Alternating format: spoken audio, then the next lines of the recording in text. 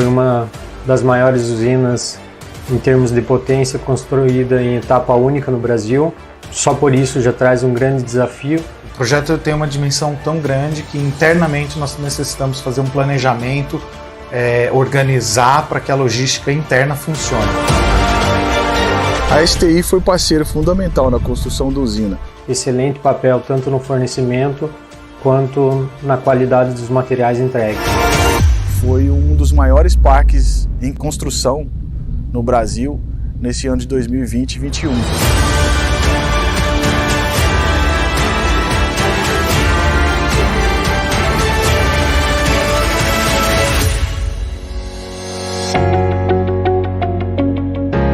Na construção da usina de Sol do Sertão, os principais desafios foi que tamanha logística do projeto, que são quase 800 hectares de parque solar, em meio à pandemia.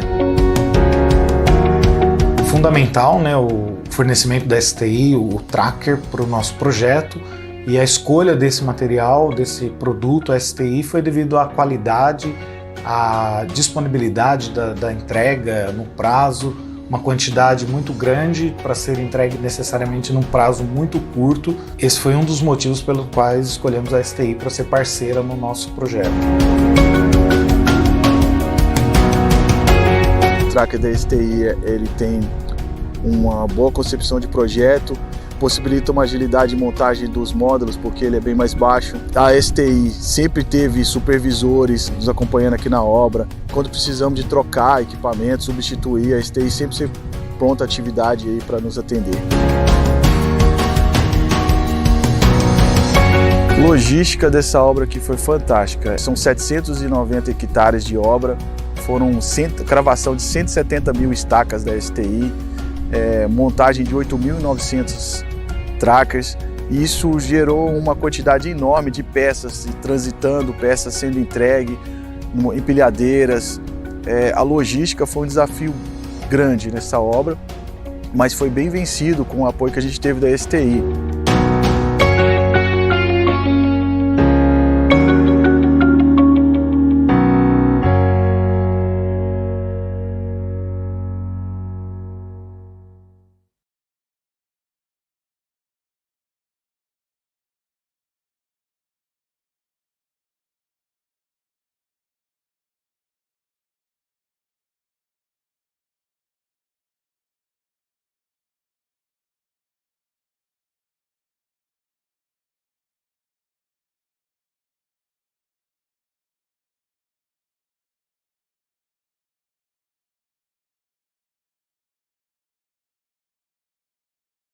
É hora de conhecer como se dá o processo de transformação da biomassa em energia elétrica. Nosso destino é a cidade de Rio Brilhante, uma localidade tranquila no sudeste do estado do Mato Grosso do Sul. Aqui, vamos percorrer largas extensões de terra até chegar a uma das mais modernas plantas de cogeração de energia. Aqui fica a usina Passatempo, da Biosev, onde nós viemos conversar com o João Ribas, que é coordenador de manutenção elétrica e cogeração. Nós vamos conhecer como se dá todo o processo para a transformação do bagaço de cana em energia elétrica, um processo sustentável de energia limpa. Vamos nessa, João? Vamos nessa. Então vamos lá. Nossa primeira parada é justamente no estoque da matéria-prima dessa usina, uma montanha de biomassa na forma de bagaço de cana. Nós estamos com essa matéria-prima aqui. O que é isso aqui? Isso aqui, na verdade, é uma transformação. É a cana, que foi plantada, passada pelas duas moedas e sobrou. Na verdade, esse bagaço que sobrou aqui, ele não é perdido. Ele, na verdade, ele é uma matéria-prima que nós usamos para queimar na caldeira. Queimando na caldeira, gera um vapor.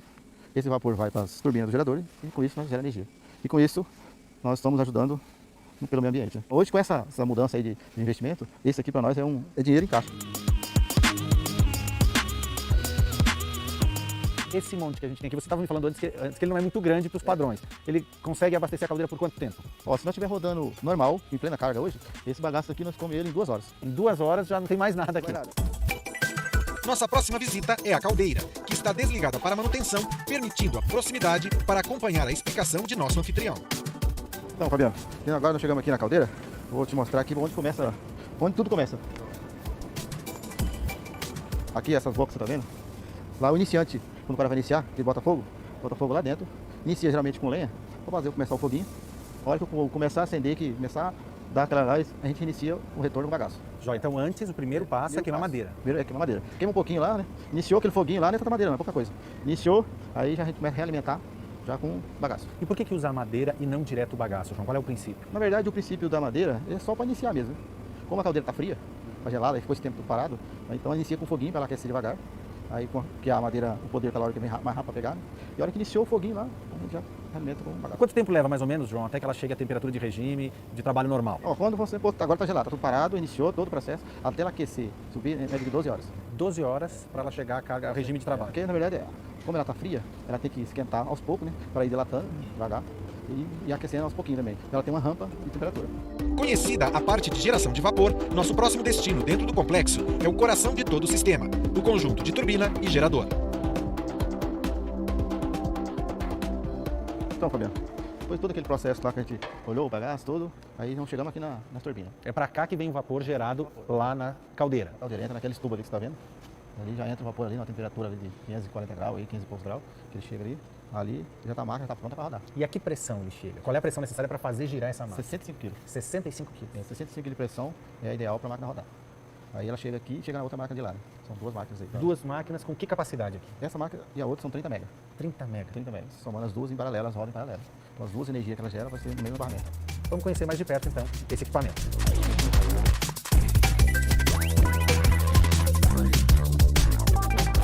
Então, João, para quem nos assiste, acho que é importante entender que esse conjunto, na verdade, é composto por duas máquinas, né? Que é a turbina e o gerador. Fala um pouquinho sobre a função de cada um desses equipamentos.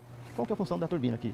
A turbina, a função dela é rodar o gerador. Tá. A turbina, no caso, é esse equipamento Esse aqui, equipamento tá nessa que, carenagem. que recebe, então, O vapor que vem lá da caldeira. Dentro da caldeira. Aí ele roda a turbina, né? Ela roda o gerador e o gerador gera energia. Eles são interligados por um eixo. Por um eixo tem um redutor ali, cada um conforme a sua produção mecânica, né? Então tem um redutor que reduz a rotação, lá é uma determinada rotação, né? E aqui é outra rotação que reduz o gerador. E essa rotação, ela precisa ser controlada, não é isso, João? Porque a velocidade tem que ser muito bem controlada. Exatamente. Então essa rotação, ela é controlada numa determinada rotação e fica fixa. Determinado da carga aumentar ou diminuir, ela fica numa rotação. Até porque ela tem que obedecer a questão de frequência, Exatamente. não é isso? Então, por exemplo, o gerador, ele foi fabricado para rodar em uma rotação de 1.800 RPM, né, 60 Hz, né, gera 3.800 volts. E daqui, a energia então que é gerada por esse movimento aqui no gerador, vai para onde? Então, daqui ela vai para uns painéis nossos que tem lá em cima, que eu vou te mostrar depois. Esses painéis, qual é a função deles ali? Lá eu tenho um barramento, né, geral, e nele tem vários cubículos. Esses cubículos, eles têm vários alimentadores. Então eu mando lá para o setor da usina, da planta, e o outro consumidor, que é o nosso consumidor final, que é a exportação. Tá, quer dizer que é a parte, aquilo que a concessionária de energia compra para distribuir na verdade, região. Seria a nossa sobra, né? Nós estamos vendendo. Então nós estamos gerando uma capacidade e está sobrando. E essa sobra nós estamos vendendo. Joia. Vamos lá conhecer os painéis? Vamos lá. Vamos lá.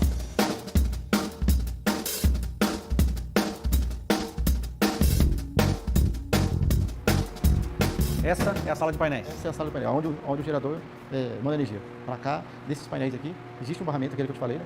Que está interno do painel, que é uma alta voltagem, 3.800 volts. E cada cubículo que você está vendo aqui, ó, é uma distribuição. Eu mando energia para um determinado setor, por exemplo, você está vendo picador, né, distribuidor, e assim moenda e assim por diante. Assim por diante. E aí eu tenho o painel de exportação, que eu vou mandar para exportar. Que vai para a concessionária. É o excedente aí que nós estamos vendendo.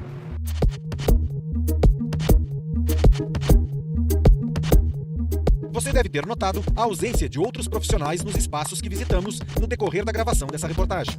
O motivo é o alto nível de automatização de todos os processos da usina, o que permite o gerenciamento de praticamente todos os setores da planta a partir de uma única sala de controle informatizado. Chegamos aqui na sala de controle. Essa sala aqui controla remotamente toda a usina. Aquela painel que a gente viu lá, o PLC que a gente viu lá, né, o CLP, é controlado aqui, ó. Então, todas aquelas duas máquinas grandes, importação, exportação, subestação, tudo é controlado por aqui, ó. Toda essa parte de venda e compra de energia tá aqui, ó. Operação das caldeiras, né, operação das esteiras que a gente viu lá, do bagaço, tudo é controlado aqui, ó. As moedas, estão tudo controlado nessa sala aqui. E quantos operadores trabalham aqui por turno para controlar tudo isso? Porque, pelo que você falou, não só a parte de cogeração, mas toda a parte de produção da usina é controlada daqui. Então, por exemplo, as caldeiras. As caldeiras, você viu lá duas caldeiras. Cada caldeira tem um operador. Então, um operador para a caldeira, um operador para venda energia, que é a operação, moenda, aí eu tenho tratamento de caldo, né, e destilaria.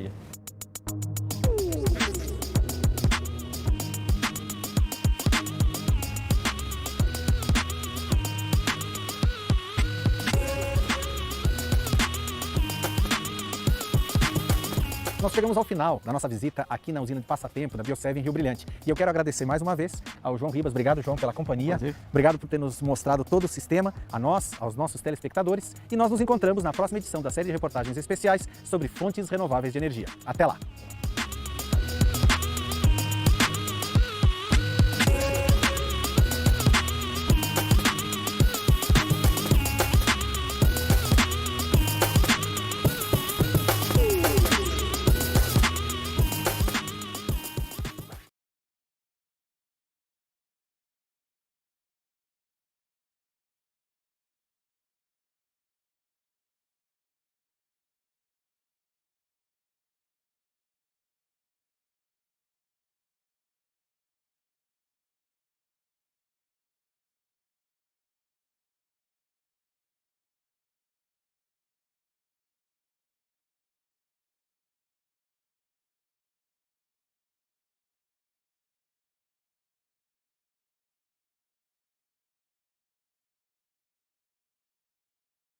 Neste vídeo, iremos mostrar um pouco do futuro da energia, mais especificamente, a energia eólica onshore e offshore. Os ventos são fruto de mudanças na pressão do ar, causadas pelos raios solares. O Sol esquenta a superfície de forma mais acelerada. Ao longo desse processo, o ar quente do solo sobe e o ar frio vem de uma região distinta para ocupar seu espaço. Esse deslocamento de ar quente e frio faz com que o vento surja. Com isso, o potencial anual de produção de energia eólica onshore e offshore chega a ser 840 terawatts-hora. Isto é, quase 40 vezes o consumo mundial de energia. O setor vem crescendo muito rapidamente nos últimos anos, e isso faz com que os custos de implantação sejam cada vez mais baixos. A capacidade instalada mais que dobrou desde 2012, onde era aproximadamente 280 gigawatts. Hoje em dia, em 2020, essa capacidade é de 650 gigawatts. Assim como a potência dos equipamentos evoluíram muito. Os rotores, em 1980, tinham em média 17 metros e geravam 0,07 megawatt. Hoje, os rotores têm em média 116 metros e chegam a gerar 2,4 megawatts. O valor do megawatt-hora produzido hoje em dia chega a ser 20 vezes mais barato do que era em 1980. No Brasil, ele custa em média 100 a 150 reais. As pás da turbina eólica se assemelham a hélices de um avião, mas ao contrário, ao invés de um motor alimentar as hélices para gerar uma força no vento, o vento sopra através dos rotores e alimenta a caixa multiplicadora.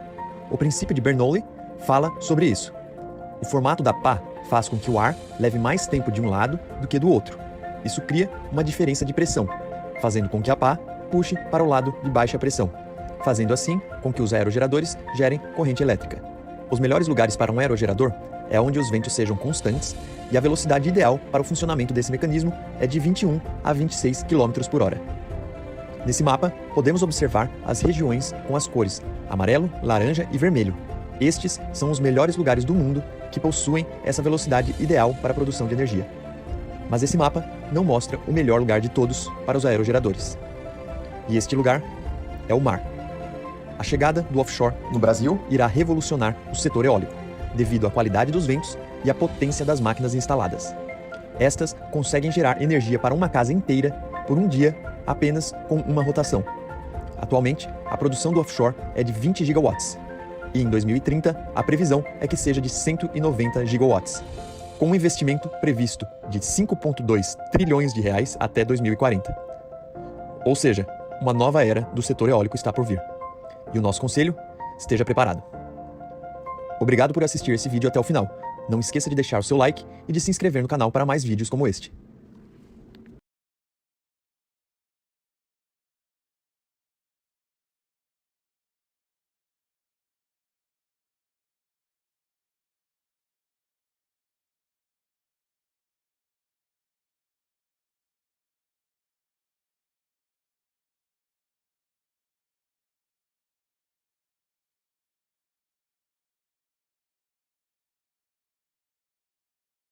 Os oceanos ocupam a maior parte do planeta e possuem uma grande variedade de seres vivos, e a força das ondas e das marés podem ser utilizadas para gerar energia. A gravidade lunar afeta a superfície da Terra. E como os oceanos são fluidos, são deformados por essa gravidade, gerando as mudanças nas marés. A construção de diques para represar a água das marés altas, acoplado a um sistema de turbinas, é uma maneira de gerar energia. Ao represar água durante a maré alta, cria-se uma energia potencial que é liberada durante a maré baixa, e essa diferença de potencial é suficiente para girar as turbinas e com isso gerar energia. Outra forma de utilizar a energia dos oceanos é a partir da energia potencial contida nas ondas. Essa energia pode ser utilizada através de braços mecânicos que possuem pistões que captam água e criam pressão nesse sistema, criando força suficiente para mover as turbinas no final do processo. Em outro tipo de sistema, os pistões são utilizados para transportar e armazenar água em um ponto mais alto, criando a diferença de potencial que possui força suficiente para mover turbinas. Esse mesmo processo é utilizado em alto mar, com um sistema de pistões acoplados a flutuadores que ficam ancorados ao fundo do mar. O movimento dos pistões cria pressão no óleo presente no sistema que gira uma turbina interna acoplada a um gerador. Existem também modelos que utilizam o mesmo princípio, porém captando água do mar, que será utilizada para mover a turbina. As energias maremotriz e ondomotriz apresentam como principal vantagem serem consideradas fontes limpas de energia renovável, com baixo impacto ambiental e produção energética quantificável e previsível. Porém é necessário atentar para o local que são instaladas, pois a construção de barragens em lugares inapropriados pode afetar o ciclo de vida da fauna local, principalmente em regiões estuarinas, onde a variação da salinidade é afetada pela dinâmica entre rios, mar e chuvas. As principais desvantagens das energias maremotriz e ondomotriz são econômicas e as complexidades de projetar e construir essas usinas. A construção de barragens envolve um planejamento complexo que avalia potencial energético, localização e impactos ambientais locais. Enquanto usinas que aproveitam energia das ondas estão limitadas aos movimentos locais e à intensidade de correntes marítimas, além de ser necessário que hajam manutenções periódicas, devido à ação do sal, da força das ondas e de animais. Apesar das limitações, países do mundo todo estão investindo para melhorar e desenvolver as energias maremotriz e ondomotriz. O desafio é grande, mas se for superado, essas energias renováveis poderão representar uma grande porcentagem da matriz energética mundial, barateando custos, diminuindo emissões atmosféricas e sua consequente poluição.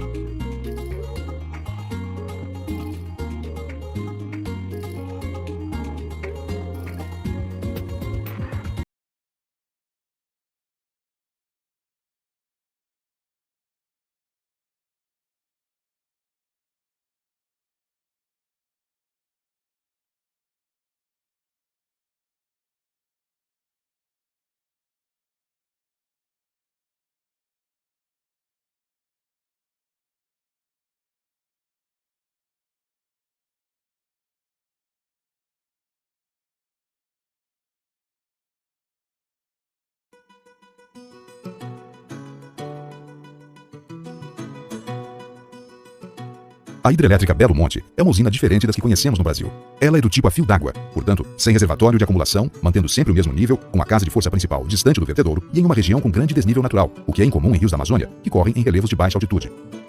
O rio Amazonas, por exemplo, tem um desnível suave e progressivo de apenas 82 metros em seus mais de 3.000 quilômetros no território brasileiro. O rio Xingu consegue ter um desnível de 90 metros em apenas 140 quilômetros, no trecho denominado Volta Grande do Xingu, o que torna seu potencial hidrelétrico fora de série. Tradicionalmente, o Brasil construía usinas com reservatórios de acumulação, que tem esse nome por armazenar as águas do período de chuvas para aproveitá-las gerando energia na estiagem. Esse tipo de usina precisa de grandes reservatórios e, consequentemente, inunda áreas extensas. Belo Monte é uma usina a fio d'água e, como tal, tem um reservatório reduzido. Esse tipo de usina opera praticamente em níveis de água constantes e sua produção de energia varia de acordo com o regime hídrico do rio. Seu reservatório de 503 km² será suficiente para gerar 11.233 megawatts, o que representa um aproveitamento excepcional. A opção por uma usina a fio d'água é a decisão de uma sociedade que abre mão de todo o potencial energético de um rio em benefício da população e da natureza em sua área de influência. A energia de Belo Monte será produzida por dois tipos de turbinas, Francis e Bulbo. As turbinas Francis se adaptam melhor em desníveis superiores a 40 metros e já são usadas em Tucuruí e Itaipu. Enquanto as tipo Bulbo funcionam com o próprio caudal do rio e se adaptam melhor a quedas inferiores a 20 metros, como em Giral e Santo Antônio. Em Belo Monte, a casa de força principal contará com 18 turbinas tipo Francis, de 620 megawatts de potência, que aproveitarão a queda de quase 90 metros para gerar 11.000 megawatts. Haverá uma casa de força complementar no sítio Pimental, com 6 turbinas Bulbo de 39,8 megawatts de potência, gerando 233 megawatts. A fabricação dessas 24 turbinas foi contratada por 4 bilhões e 317 milhões de reais, gerando 12.000 empregos diretos em 4 fábricas no Brasil. Ao lado do sítio Pimental, haverá um canal de derivação com 20 km de extensão e 200 metros de largura na base, que ligará o Xingu a um reservatório intermediário responsável pela água utilizada na casa de força principal. Além da produção de energia, o projeto físico de Belo Monte se preocupou com a navegação dos índios e ribeirinhos e também com a ictiofauna. As comunidades que utilizam este trecho do rio Xingu como via de transporte terão assegurada sua locomoção fluvial durante a construção da obra, bem como em todo o período da operação. No decorrer da obra, será implementado no sítio Pimental um sistema de rebocamento das embarcações. Uma barca cegonha será conectada a um cabo de aço que estará ancorado acima do local das obras do barramento. Um motor permitirá à barca cegonha recolher todo o cabo de aço, fazendo com que ela alcance o ponto de ancoragem. No sentido inverso, ao liberar o cabo, a cegonha se afastará até um trecho do rio em que as correntes voltarão à sua velocidade natural. As embarcações serão acopladas à barca cegonha para passar por esse ponto, subindo ou descendo o Xingu.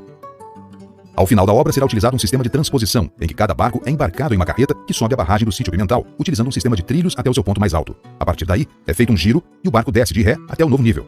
Esse sistema tem o mesmo princípio utilizado em marinas para tirar e colocar barcos na água.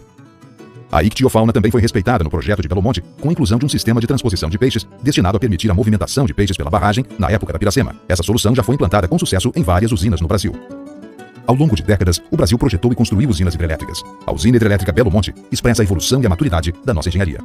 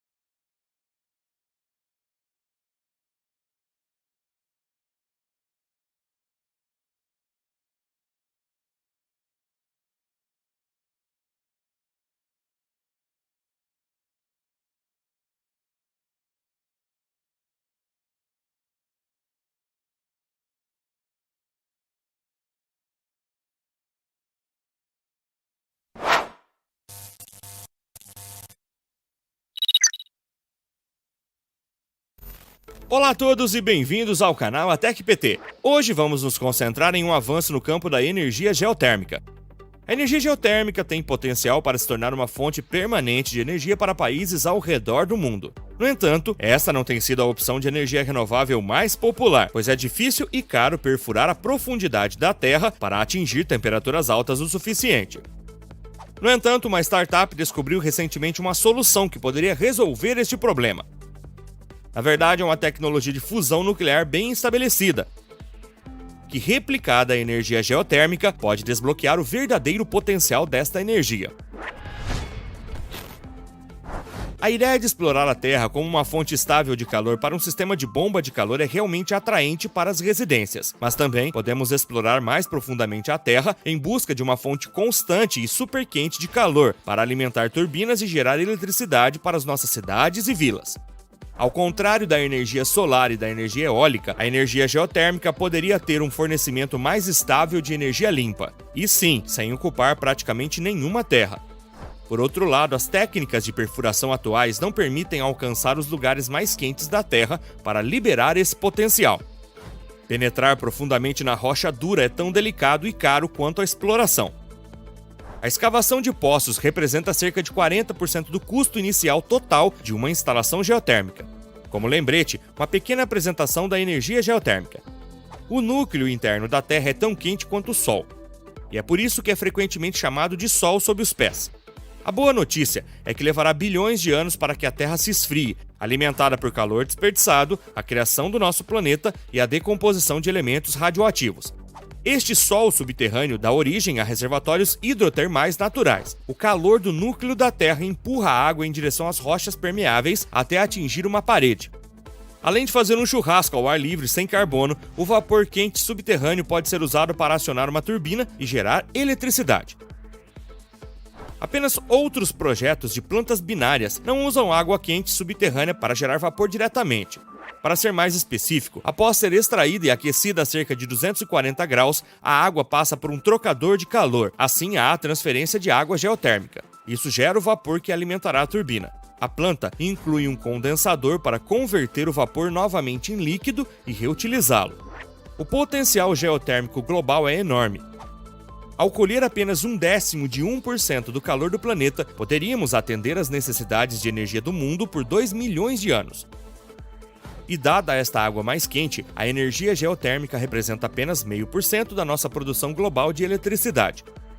Principalmente porque a parte acessível dessa energia é o calor disperso na crosta terrestre. A maioria dos reservatórios hidrotermais, como vulcões, nascentes e geysers, são encontrados apenas ao longo das placas tectônicas. No entanto, graças à tecnologia de perfuração inspirada na fusão, o verdadeiro potencial da energia geotérmica pode estar mais próximo do que nunca. Essa inovação pode nos permitir alcançar áreas com menos de 10 km de profundidade de uma maneira muito mais econômica e eficiente. Isso ocorre porque as nascentes geotérmicas têm temperaturas muito mais altas e são mais difundidas. Embora rentáveis, o potencial dos parques solares e eólicos é prejudicado pela sua intermitência. Em vez disso, uma fonte contínua de energia verde como a geotérmica poderia nos dar uma arma poderosa contra o aquecimento global. Tudo começou com o trabalho de Paul Boscov, engenheiro de pesquisa sênior do MIT, no Cluster de Ciência e Fusão de Plasma. Em 2012, ele demonstrou a aplicação de um girotron para vaporizar a rocha em vez de esmagá-la. Essa tecnologia possibilitaria a realização de perfurações geotérmicas ultraprofundas. Então, como isso realmente funciona? Você teria um tubo de metal no qual o girotron emite ondas eletromagnéticas de alta frequência para fundir rochas no subsolo. As ondas milimétricas expelidas pelo giroscópio tentam passar pelas nanopartículas de rocha que chegam sem sofrer uma dispersão significativa. Isso significa que o feixe não perde muita energia antes de atingir a superfície do alvo. Mas e os custos? Para vaporizar uma pedra valiosa, você teria que fazer um buraco de 8 polegadas de diâmetro com cerca de 10 km de profundidade. Custaria cerca de $500 milhão em eletricidade para vaporizar um volume equivalente de granito desse tamanho. Considerando essas profundidades, o custo total possível de um poço mecânico é da ordem de $30 milhões. Então estamos falando de economizar dezenas de milhões de dólares. Mas há outro benefício econômico importante no uso de raios de calor. Ao confiar em processos mecânicos tradicionais, nós precisamos de um fluido de alta densidade. É chamado de lama de perfuração e serve para contrair a pressão circundante do poço e evitar que ele entre em colapso. Em contraste, as ondas milimétricas não requerem lama de perfuração. Seria possível cavar poços mais profundos e estáveis sem adicionar lama de perfuração, que é outro aspecto que pode tornar todo o processo mais econômico. De acordo com os estudos de viabilidade tecnológica e econômica realizados pela Ultra Rock Energy no local do vulcão Newberry, a técnica descrita acima reduziria o custo nivelado da energia geotérmica em 50%. Além disso, a empresa estimou que a energia geotérmica baseada nesta tecnologia poderia ter um custo menor do que a eólica terrestre e até a solar. Sua tecnologia de perfuração inspirada na fusão não se limita apenas ao espaço do laboratório. Em fevereiro passado, um spin-off do MIT levantou 40 milhões de dólares para desenvolver essa tecnologia inovadora. Eles começaram com o uso de um girotron de 10 kW para desenhar um buraco de 10 centímetros de profundidade, conseguindo fazer furos de 1 metro de profundidade em rochas muito maiores. A Quaise fez uma parceria com a Ultra Rock para criar seu primeiro projeto piloto, onde eles pretendem perfurar um buraco perto do vulcão Newberry. De fato, a Ultra Rock acredita que esta cratera pode ser um dos maiores recursos geotérmicos não utilizados na América do Norte. A presença de um corpo de magma raso faz com que a rocha ali seja muito mais quente do que em outras crateras planas. Quaise planeja construir sua primeira plataforma de perfuração híbrida em grande escala na bacia em 2024, usando uma plataforma de perfuração rotativa convencional para descer ao leito rochoso, onde ativará seu sistema de vaporização de rocha alimentado por um motor giratório para atingir profundidades de 20 km e temperaturas de até 500 graus. Em teoria, parece que tem chance de alcançar seu objetivo. Na prática, eles poderiam simplesmente trocar uma usina de vapor gerada por carvão ou gás natural por vapor subterrâneo continuamente quente para girar as turbinas. A perfuração geotérmica pode encontrar outros problemas. Quanto mais fundo você cava, mais energia você perde. Para compensar essa perda de energia, é necessário, portanto, utilizar outra fonte de energia, como eletricidade de rede ou geradores a diesel. Mas seu sistema também deve levar em consideração as perdas de pressão do gás. Isso se deve ao atrito entre o gás e as paredes do tubo. Quanto mais baixo o gás, mais alto ele fica. Eles podem ter outra desvantagem do ultra profundo. A escavação das paredes críticas poderia desestabilizar as camadas geológicas, o que poderia desencadear atividades sísmicas. Hoje, eles perfuram principalmente perto de limites tectônicos, porque é onde o calor da costa leste vem à superfície. Então, perfuram intencionalmente perto de bordas problemáticas com geologia muito jovem e muito instável. Quando você tem o luxo de ir mais profundo sem um custo exponencialmente crescente, você se afasta dessas instabilidades. O desenvolvimento da perfuração inspirada na fusão nos permitiria explorar muitos fluidos superquentes, superando limitações geográficas e geológicas. Também poderia desencadear uma fonte perpétua de energia geotérmica para um mundo independente de energia zero carbono. Embora os raios de calor sejam baseados em tecnologia sólida, ainda existem barreiras econômicas e testes a serem superados antes de atingir uma escala industrial. Se você gostou do nosso tópico do dia, não hesite em curtir. Para curtir outros vídeos do mesmo gênero, se inscreva no canal. E, sobretudo, deixe-nos sugestões para os nossos próximos temas. Ative o sininho de notificações para ser um dos primeiros a ver o nosso próximo vídeo. E eu te conto tudo muito em breve no Atec PT.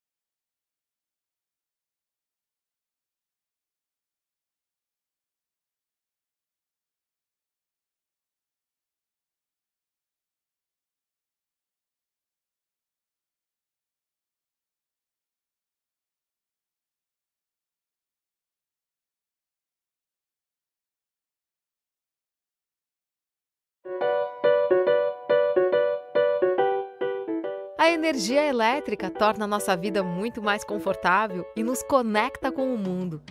Ela tem um papel fundamental em nosso cotidiano e abastece o comércio, os serviços, a indústria e o campo. A distribuição de energia elétrica atende a 99,8% das residências. É o serviço público com maior cobertura de atendimento à população, graças a milhões de quilômetros de uma rede de distribuição gerenciada 24 horas por dia, 365 dias por ano. A energia que chega até sua casa pode ser gerada de diferentes formas, pelas usinas hidrelétricas, pela força dos ventos, pela luz do sol, por usinas a gás natural, entre outras. No Brasil, a maior parte da energia elétrica vem de fontes renováveis, principalmente hidrelétrica e usinas eólicas, o que torna a nossa matriz energética limpa e sustentável. Para essa energia abastecer as cidades e os campos, um longo caminho é percorrido e diferentes empresas do setor elétrico atuam em conjunto. As geradoras são responsáveis pela produção da energia em suas diversas formas. As transmissoras, com suas linhas de transmissão, ligam as usinas aos centros urbanos e rurais e enviam essa energia até as distribuidoras. E as distribuidoras entregam a energia para a população. Por isso, o valor pago na conta de luz não fica inteiramente com a distribuidora. Ele é dividido entre todos os segmentos, além de cobrir impostos e encargos do governo. Também é papel das distribuidoras investir na instalação, manutenção e modernização da rede elétrica. Elas ainda fazem todo o relacionamento com o cliente, atendendo a pedidos e solicitações. A energia solar tem um papel importante nesse sistema e está crescendo cada vez mais, com apoio e participação das distribuidoras. Ela é uma fonte limpa e renovável. Usinas solares em todo o país já produzem energia que abastece diversas regiões. Além disso, algumas residências e empresas estão instalando placas solares em seus telhados ou terrenos. Elas entregam a energia excedente ao sistema elétrico pelas redes das distribuidoras durante o dia, quando o sol está a pino. Depois, durante a noite, recebem a energia das outras fontes de geração do sistema, por meio das mesmas redes elétricas. Isso se chama geração distribuída. Mesmo com as placas solares, todos ainda precisam das redes das distribuidoras, tanto para entregar seu excedente, quanto para ter abastecimento nos momentos em que a placa solar não está funcionando, como à noite ou em dias nublados. E como todos usam a rede, todos devem dividir igualmente a responsabilidade de pagar pelo serviço prestado pelas redes. Mas, pela regulamentação atual, os consumidores que usam a geração distribuída acabam pagando menos pelos serviços das distribuidoras, embora continuem usando suas redes. Como os custos do sistema de distribuição não diminuem, isso significa que os demais consumidores vão pagar pela diferença. Todos dependem da rede de distribuição de energia e ela precisa se ampliar a cada dia para atender ao crescimento da população e da economia. Todos devem trabalhar juntos para garantir esse futuro, sem incentivos que só favoreçam alguns e penalizem os demais, e comprometam o desenvolvimento sustentável do setor de energia. O Brasil precisa ter energia para promover esse debate e para adotar medidas que estimulem o crescimento e a modernização de todo o setor elétrico, com uma tarifa transparente e sem mecanismos que privilegiem alguns em detrimento dos demais. Uma sociedade madura e justa, como desejamos, depende disso.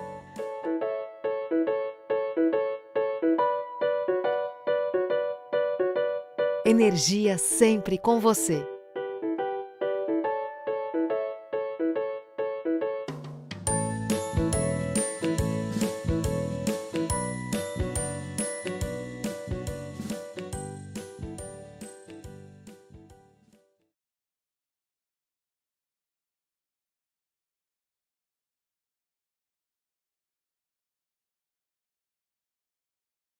O Brasil é conhecido mundialmente como referência por sua matriz energética baseada em fontes renováveis.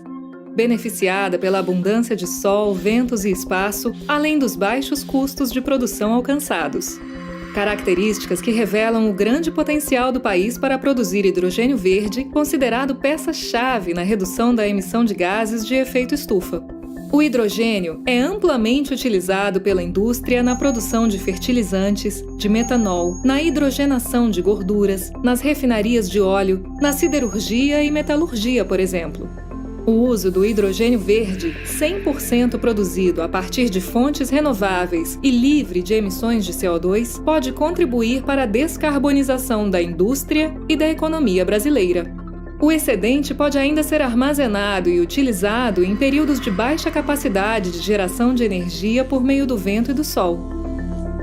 O hidrogênio verde pode ainda ser o vetor para diferentes aplicações e tecnologias. No Brasil, 6 setores apresentam elevado potencial de substituição de insumos primários pelo hidrogênio verde: indústria do cimento, de vidros, da mineração, siderúrgica, geração de energia em residências e transportes pesados. Brasil e Alemanha vêm trabalhando juntos há décadas em diversos projetos que impulsionam as energias limpas. O mais recente exemplo é a parceria para a expansão do mercado de hidrogênio verde no país, que pode trazer enorme desenvolvimento regional e geração de empregos. O projeto H2 Brasil, da GIZ, em parceria com o Ministério de Minas e Energia, vai investir 34 milhões de euros até 2023 para apoiar a expansão do mercado de hidrogênio verde no país por meio de 5 frentes de trabalho. Ajustes no marco regulatório atual e criação de sistema de certificação de H2V no Brasil, divulgação do tema e engajamento de parceiros e da sociedade, formação e capacitação profissional de maneira inclusiva, desenvolvimento de estudos e tecnologias inovadoras para a produção de H2V no Brasil e o aprimoramento da viabilidade econômica da aplicação industrial de hidrogênio verde no país. Governos, indústria, empresas e sociedade civil, juntos pela transição energética eficiente, geração de empregos e desenvolvimento sustentável. Programa H2 Brasil, expansão do hidrogênio verde.